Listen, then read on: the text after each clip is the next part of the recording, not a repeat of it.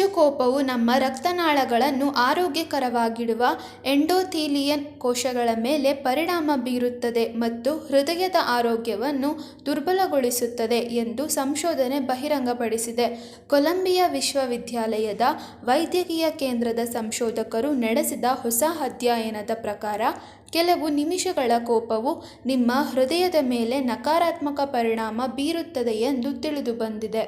ಇದೇ ರೀತಿ ಮತ್ತಷ್ಟು ವಿಷಯವನ್ನು ತಿಳಿಯುವುದಕ್ಕೆ ನಮ್ಮ ಯೂಟ್ಯೂಬ್ ಚಾನಲ್ನಾದ ನ್ಯೂಸ್ ಇನ್ಫೋ ಮಾಸ್ಟರ್ ಕನ್ನಡ ಚಾನಲ್ನನ್ನು ಸಬ್ಸ್ಕ್ರೈಬ್ ಮಾಡಿ ಮತ್ತು ಬೆಲ್ ಐಕಾನ್ನನ್ನು ತಪ್ಪದೇ ಒತ್ತಿರಿ.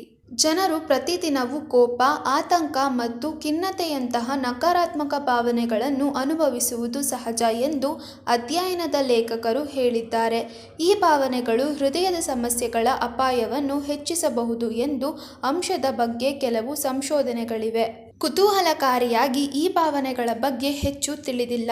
ಕೆಲವು ಸಂದರ್ಭಗಳಲ್ಲಿ ಒಬ್ಬ ವ್ಯಕ್ತಿಯು ಕೋಪಗೊಂಡಾಗ ಇದು ರಕ್ತನಾಳಗಳ ಮೇಲೆ ಪರಿಣಾಮ ಬೀರುತ್ತವೆ. ಆದ್ದರಿಂದ ಕೋಪವು ಹೃದಯದ ಆರೋಗ್ಯದ ಮೇಲೆ ಪರಿಣಾಮ ಬೀರುತ್ತದೆಯೇ ಎಂದು ನೋಡಲು ಅಧ್ಯಯನವನ್ನು ವಿನ್ಯಾಸಗೊಳಿಸಲಾಗಿದೆ ಎಂದು ಸಂಶೋಧಕರು ಹೇಳಿದ್ದಾರೆ.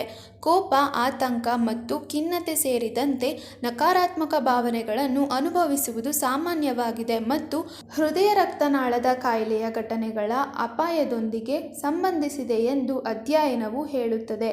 ಅಧ್ಯಯನವು 280 ಆರೋಗ್ಯವಂತ ವಯಸ್ಕರನ್ನು ಒಳಗೊಂಡಿತ್ತು.